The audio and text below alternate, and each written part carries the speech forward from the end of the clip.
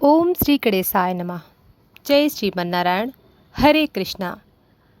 प्यारे श्रोताओं, पिछली कड़ी में हमने सुना था कि कैसे बकासुर, जो कंस का भेजा हुआ एक क्रूर राक्षस था, गोकुल में आकर अपने बकुले के रूप से सबको भयभीत करने लगा। लेकिन हमारे नन्हे गोपाल श्री कृष्ण ने मात्र अपने कोमल किंतु दिव्य करों से उसका सहज ही वध कर दिया। गोकुल में उल्लास फैल गया, परंतु कंस की चिंता और क्रोध और भी बढ़ गया। उसने अपने शेष राक्षसों को वृंदावन भेजने की योजना बनाई। इन्हीं में से एक कथा है अघासुर, जो पूतना और बकासुर का सगा भाई था। अघासुर ने जब अपने भाई बहन के वध की बात सुनी तो उसका हृदय प्रतिशोध की ज्वाला से भर गया। उसने संकल्प लिया, मैं वृंदावन जाकर उस कृष्ण को निकल जाऊंगा जिसने मेरे परिवार का नाश किया है। उसके साथ सारे गोप बालक और बछड़े भी काल का ग्रास बनेंगे। अघासुर ने एक विशाल अजगर का रूप धारण किया। उसका आकार इतना बड़ा था कि पर्वत की तरह लगता था। उसका मुंह खुला हुआ था, मानो किसी गुफा के द्वार हो। उसकी जीभ भूमि पर फैली हुई चिकनी और लाल जैसे लावा, दांत पर्वत शिखर की तरह, और उसकी आंखें अंगारों के समान जल रही थीं। सुबह सुबह श्री कृष्ण, बलराम और उसके प्रिय सखा गाय बछड़ों को लेकर यमुना तट के पास वन की ओर चले। रास्ते में वे बांसुरी बजाते, गीत गाते और विभिन्न खेल करते। कभी कोई माखन की बात करता, कभी कोई पेड़ों पर झूलता, तो कभी नदी में पत्थर फेंक कर लहरें बनाता। संस्कृत श्लोक है, दशम स्कंद। एकदा कृष्ण रमभ्या गोप बालक संग भी वीथि मन्वेत चरंतो विक्रमस्त्रियम। एक दिन भगवान श्री कृष्ण और बलराम अपने सखा गोप बालकों के साथ वन में प्रवेश कर आनंद पूर्वक विचरण कर रहे थे। अचानक गोप बालकों की दृष्टि दूर एक विशाल पर्वत आकार आकृति पर पड़ी। अरे, यह कैसी गुफा है? एक ने कहा, देखो इसकी छाया कितनी भयानक है। दूसरे ने चौंक कर कहा, दरअसल वह गुफा नहीं बल्कि अघासुर का खुला मुंह था। उसके भीतर था अंधकार इतना गहरा था मानो कोई अनंत सुरंग हो। गोप बालकों ने जिज्ञासा से उस गुफा में प्रवेश करना शुरू किया। उन्हें अंदाजा नहीं था कि यह मृत्यु का मुख है।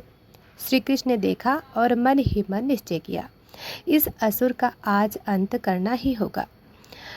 श्री कृष्ण ने अपने साथियों के पीछे पीछे उस गुफा में प्रवेश कर गए।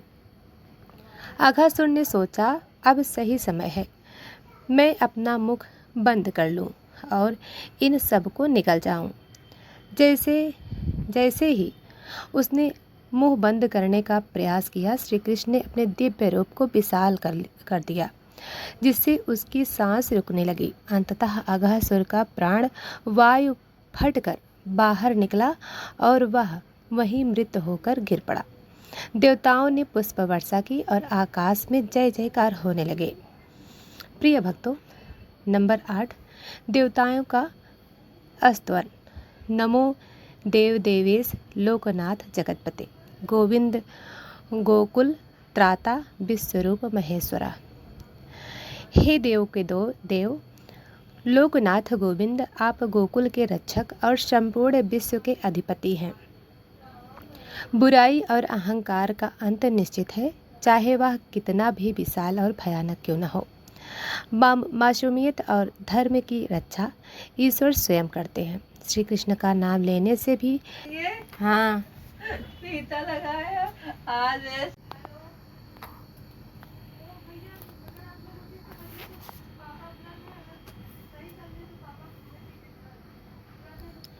प्रिय भक्तों, ब्रह्मा विमोह लीला के बाद श्रीमद् भागवत महापुराण दशम स्कंद के क्रम में अगली प्रमुख कथा आती है, गोवर्धन पूजा और इंद्र का क्रोध। गोवर्धन लीला। गोवर्धन पूजा, इंद्र का अभिमान और कृष्ण का पर्वत धारण करना।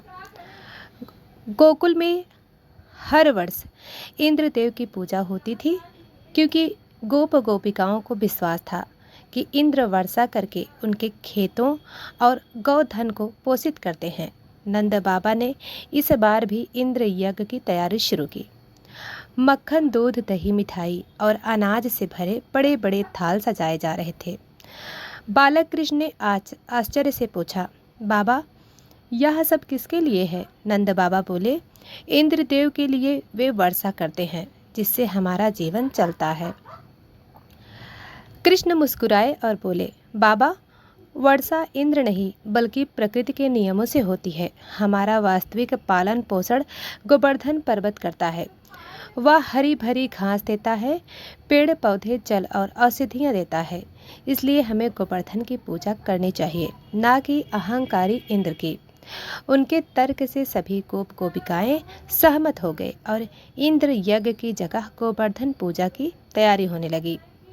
पूरे गोकुल में गोवर्धन पर्वत की परिक्रमा की, भजन कीर्तन हुए, दूध दही से पर्वत का अभिषेक हुआ और कृष्ण ने स्वयं गोवर्धन पर्वत के रूप में प्रकट होकर पूजा स्वीकार की। सभी ने पर्वत को प्रसाद चढ़ाया और पर्वत ने भी उन्हें आशीर्वाद दिया। जब इंद्रदेव को पता चला कि गोकुलवासियों ने उनकी पूजा बंद कर दी तो उनका अभिमान आहत हुआ। उन्होंने क्रोध होकर प्रचंड मेघों को बुलाया और गोकुल में मूसलाधार वर्षा शुरू कर दी। गर्जन, बिजली, तूफान, चारों ओर भय का वातावरण बन गया।